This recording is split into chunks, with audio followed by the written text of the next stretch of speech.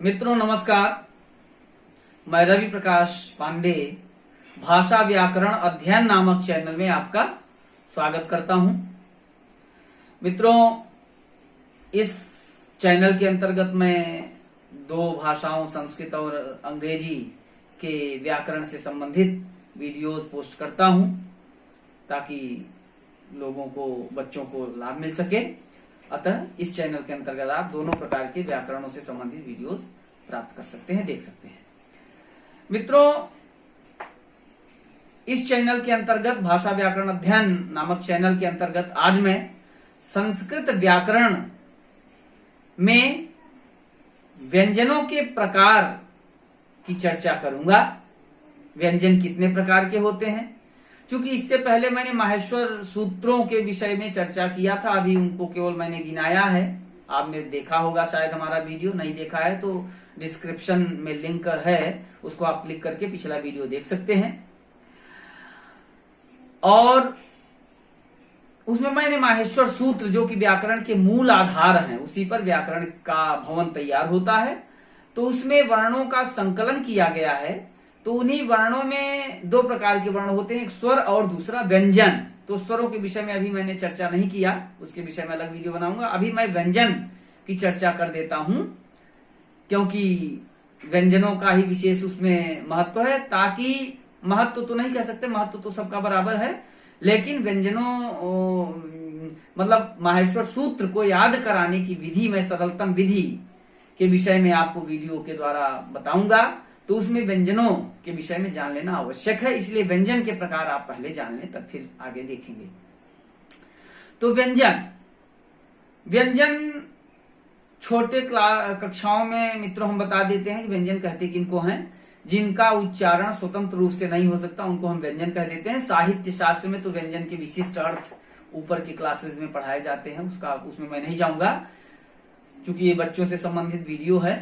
तो इसलिए व्यंजन का उच्चारण स्वतंत्र रूप से मित्रों नहीं किया जा सकता। एक दो का तो हम संयुक्त व्यंजन के रूप में उच्चारण कर सकते हैं, लेकिन सभी व्यंजनों का अगर चाहें बिना स्वर के तो संभव नहीं है, एक साथ संभव नहीं है। तो इस प्रकार से व्यंजन का उच्चारण स्वरों की सहायता से ही हो सकता है। स्वरों के उच्चारण में किसी भी अन्य वर्ण की सहायता की आवश्यकता नहीं पड़ती, लेकिन व्यंजन में ऐसा नहीं है। व्यंजनों का उच्चारण स्वर के बिना संभव नहीं है।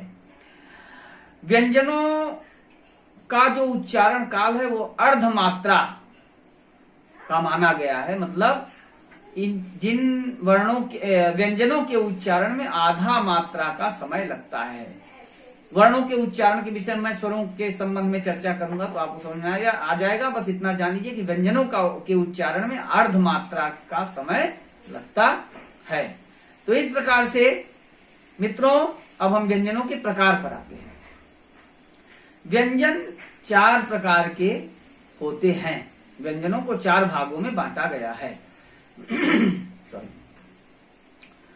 नंबर 1 स्पर्श व्यंजन, नंबर 2 अंतस्थ व्यंजन, नंबर 3 ऊष्म व्यंजन और नंबर 4 संयुक्त व्यंजन।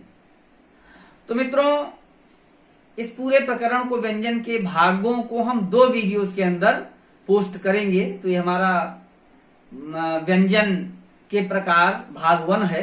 भाग 2 मैं दूसरे वीडियो के माध्यम से आपको प्रेषित करूंगा। तो इसमें हम स्पर्श व्यंजन और अंतस्थ व्यंजनों को लेते हैं, और दूसरे वीडियो में ऊष्म और संयुक्त व्यंजन पर हम विचार करेंगे। सॉरी। तो मित्रों, हम स्पर्श व्यंजन, मैंने 4 व्यंजन बताए, 4 प्रकार बताए व्यंजनों के। संयुक्त स्पर्श व्यंजन, अंतस्थ व्यंजन, अंतः के बाद विसर्ग होता है, तो इस प्रकार से अंतस्थ व्यंजन, तीसरा है ऊष्म व्यंजन और चौथा है संयुक्त व्यंजन।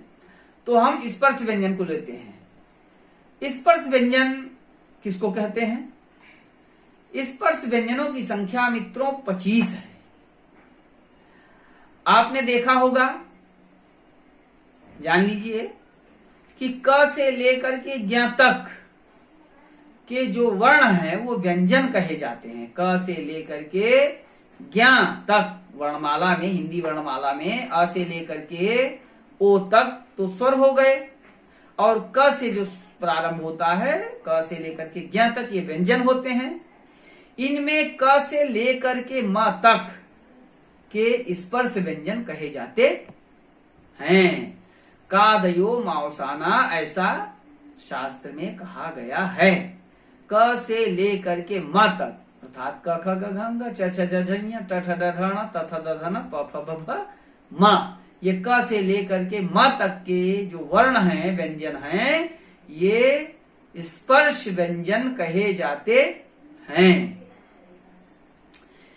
मित्रों, इनको स्पर्श व्यंजन कहते क्यों हैं, ये थोड़ा सा जान लेते हैं। हमारे मुख के अंदर उच्चारण स्थान है, इनकी संख्या 8 मानी गई है। पाणिनि शिक्षा में उच्चारण की प्रक्रिया कैसे क्या है, इसके विषय में बहुत विस्तार से चर्चा श्लोकों के माध्यम से की गई है, तो उस पर हम न जाकर के उसके विषय में कभी और चर्चा करेंगे। तो इन वर्णों का, जो भी वर्ण हम बोलते हैं, इनका हमारे मुख के अंदर विद्यमान उच्चारण स्थानों से होता है। तो अनेक उच्चारण स्थान है, जैसे हमने बताया, कंठ है, तालु है, ओष्ठ है, मूर्धा है, दंत है, इत्यादि। तो इस प्रकार से इन वर्णों का, जितने भी वर्ण हैं, इनका अलग अलग उच्चारण स्थानों से उच्चारण होता है। तो जो स्पर्श व्यंजन है, क से लेकर के म तक, इनका भी किसी न किसी उच्चारण स्थान से उच्चारण होता होगा।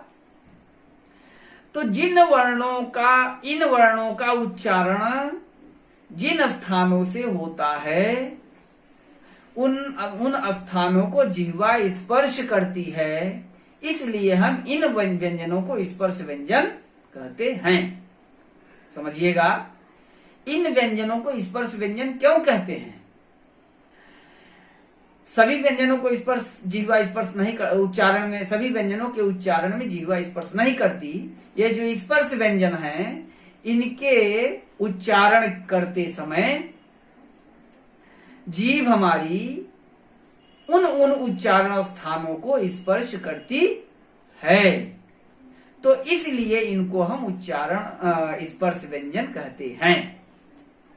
कौन कौन से उच्चारण स्थान है, कैसे उनका उच्चारण होता है, इसके विषय में उच्चारण स्थान के विषय में जब वीडियो बनाऊंगा तो उसमें उसकी विशेष चर्चा करूंगा। अभी आप इतना जान लीजिए कि इनको स्पर्श व्यंजन क्यों कहते हैं, क्योंकि इन वर्णों का, क से लेकर के म तक के जो वर्ण है, इनका उच्चारण करते समय जिह्वा इनके उच्चारण स्थानों को स्पर्श करती है। इनमें जितने वर्ण हैं, सबके उच्चारण स्थान अलग अलग हैं मित्रों, सबका एक ही नहीं है, ये मत मानिएगा।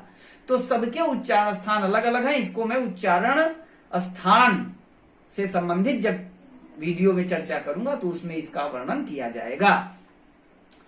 तो इन वर्णों को स्पर्श व्यंजन इसलिए कहते हैं क्योंकि इन वर्णों के उच्चारण करते समय जीभ इनके उच्चारण स्थानों को स्पर्श करती है, इसीलिए इनको स्पर्श व्यंजन कहते हैं। तो ये हो गए स्पर्श व्यंजन, क से लेकर के म तक। इनको 5 वर्गों में बांटा गया है। कौन कौन से? क वर्ग, च वर्ग, ट वर्ग, त वर्ग, प वर्ग। आपने जो बड़े हैं वो तो सुने होंगे, छोटी कक्षाओं में बताया जाता है। बच्चों के लिए खास तौर से 6 से लेकर के जो 8 तक के बच्चे हैं उनको ये जानकारी होनी चाहिए। इनको क वर्ग, च वर्ग, ट वर्ग, त वर्ग, प वर्ग, इन 5 वर्गों में बांटा जाता है। क वर्ग में 5, प्रत्येक वर्ग में 5 वर्ण आते हैं। जैसे क वर्ग में 5 वर्ण, क, ख, ग, घ, अंग। मित्रों, इस वीडियो में 2 शब्दों का विशेष तौर से प्रयोग किया गया है, एक वर्ग, दूसरा वर्ण। दोनों में अंतर है, इसको ध्यान दीजिएगा, कहीं कंफ्यूज मत होइएगा।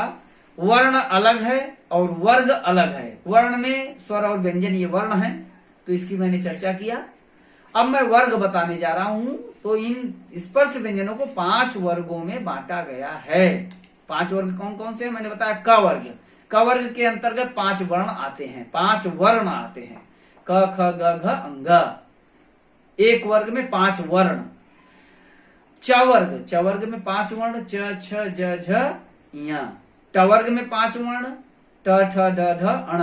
तवर्ग में त माने तकली, तवर्ग में 5 वर्ण हैं, त थ द ध न। और पवर्ग में 5 वर्ण हैं, प फ ब भ म।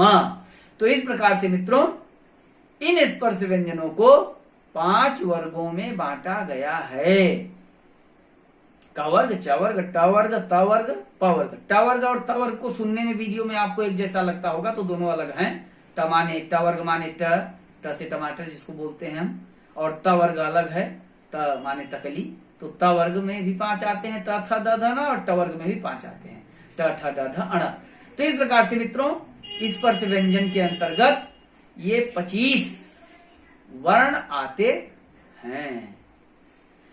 तो अब ये स्पर्श व्यंजन हो गए मित्रों। अब हम आते हैं अंतस्थ व्यंजन।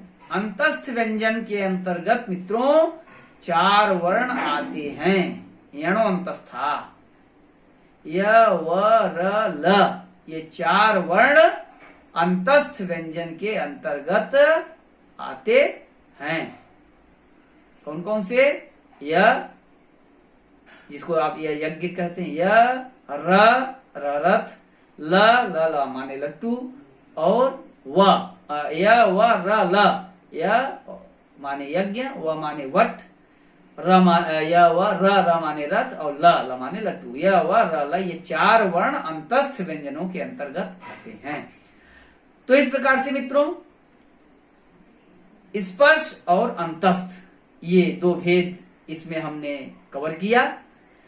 शेष जो 2 भेद हैं ऊष्म और संयुक्त व्यंजन, उसमें भी एक थोड़ा सा हमको बताना है, विशेष वर्णन करना पड़ेगा। तो इसलिए उसके लिए मैं अलग वीडियो, क्योंकि वीडियो बहुत बड़ी हो जाती है तो भेजने में भी दिक्कत होती है और सुनने वाले को भी दिक्कत होती है। तो इस प्रकार से अगले 2 भेद हम अगले दोनों भेदों को मैं अगले वीडियो में प्रेषित करूंगा, पोस्ट करूंगा। तो इस प्रकार से मित्रों आप इसमें व्यंजनों के विषय में कुछ समझे होंगे। तो अब मैं वीडियो को यहीं समाप्त करता हूं मित्रों, और आप चैनल को सब्सक्राइब करिएगा, बेल आइकन को दबाइएगा ताकि नोटिफिकेशन द्वारा आपको प्राप्त हो जाए मेरा वीडियो। और वीडियो अगर पसंद आया हो तो लाइक करना मत भूलिएगा मित्रों, क्योंकि ताकि हमारा उत्साहवर्धन हो सके, मैं ऐसे वीडियो पोस्ट करता रहूं और आप उससे लाभान्वित होते रहें। ठीक है मित्रों, बहुत बहुत धन्यवाद।